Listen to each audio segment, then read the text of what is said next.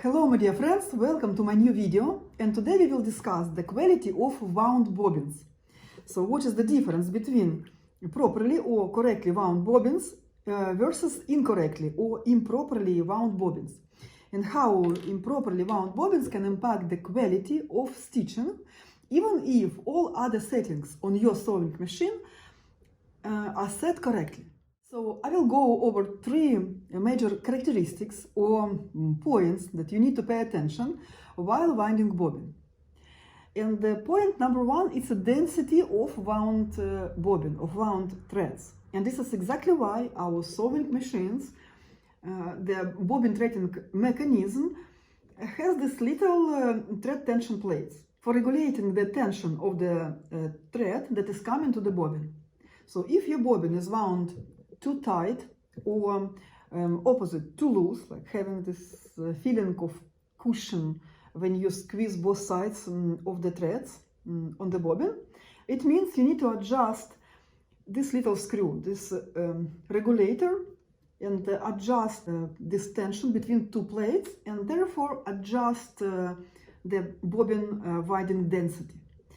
The point number two is how evenly the thread is distributing inside of the bobbin while winding. So if your sewing machine forms this kind of a cone while winding a bobbin, it means you need to adjust this stopper over here, it level or position to the left, to the right, so your winding mechanism will wind, you see, evenly shape of the bobbin. See?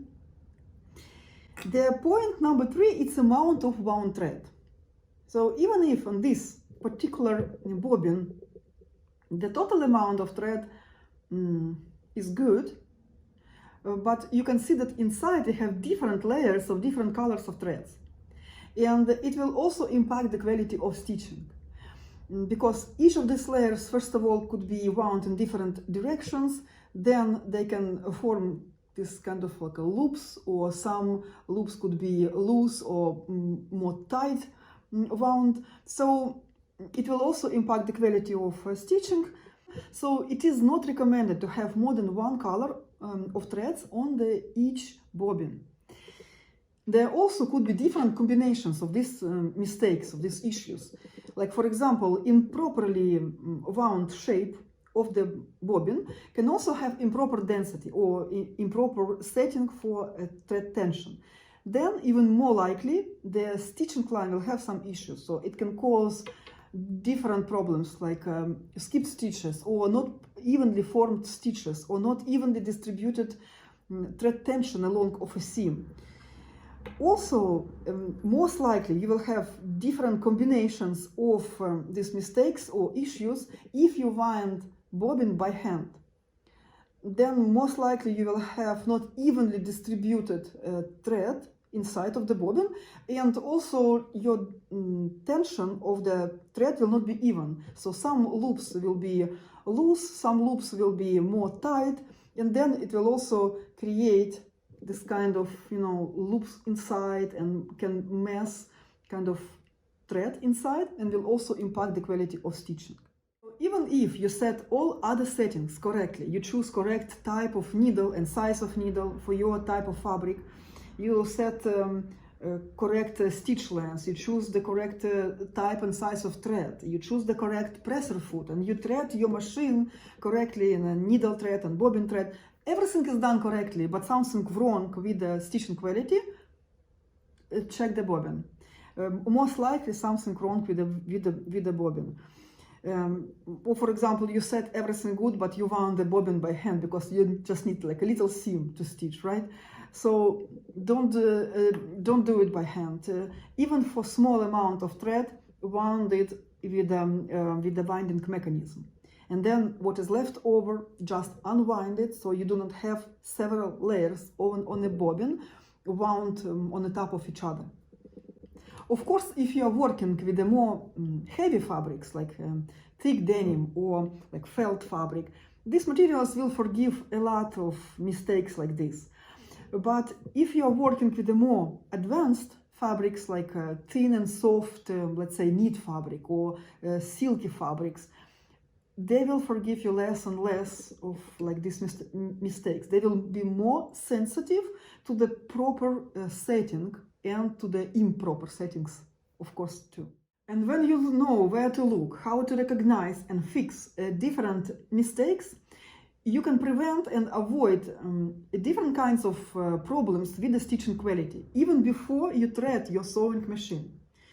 So this knowledge is very fundamental, and it will work for different types of materials and for different sewing projects. And if you look at my sewing fundamental course and the first module, you will see that the entire module is packed with the knowledge like this. I even call it this module as mastering a sewing machine and mastering a stitching quality.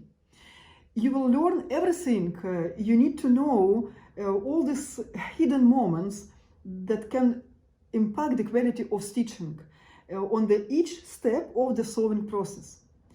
You will learn how the sewing machine works, very basic but very important knowledge, how all these mechanisms correlate between each other. You can learn what can impact proper thread tension for both needle thread and for bobbin thread, for both frontal loading bobbin case and for drop-off bobbin case.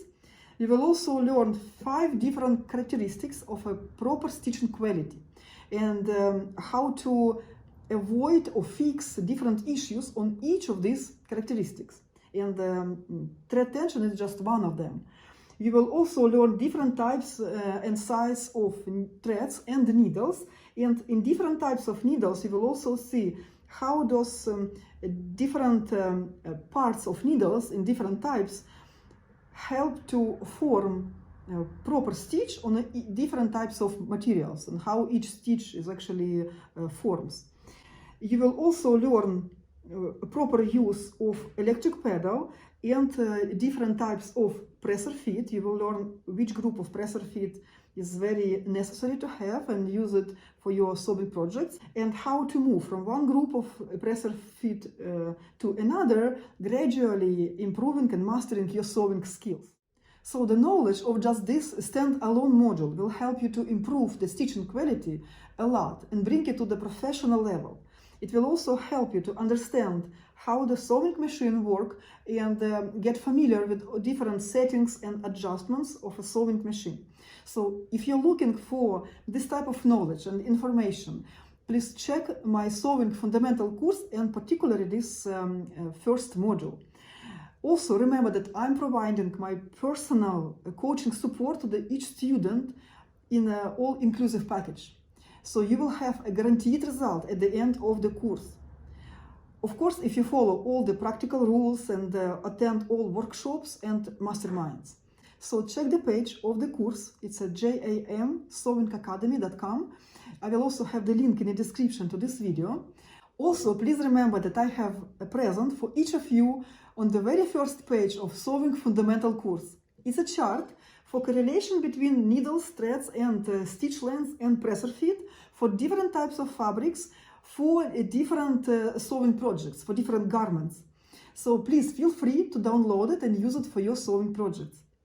If you have any questions about the course or this particular module, please don't hesitate to ask. I simply can't wait to help you with your sewing journey. So check my website and I'm looking forward to see you in your first class.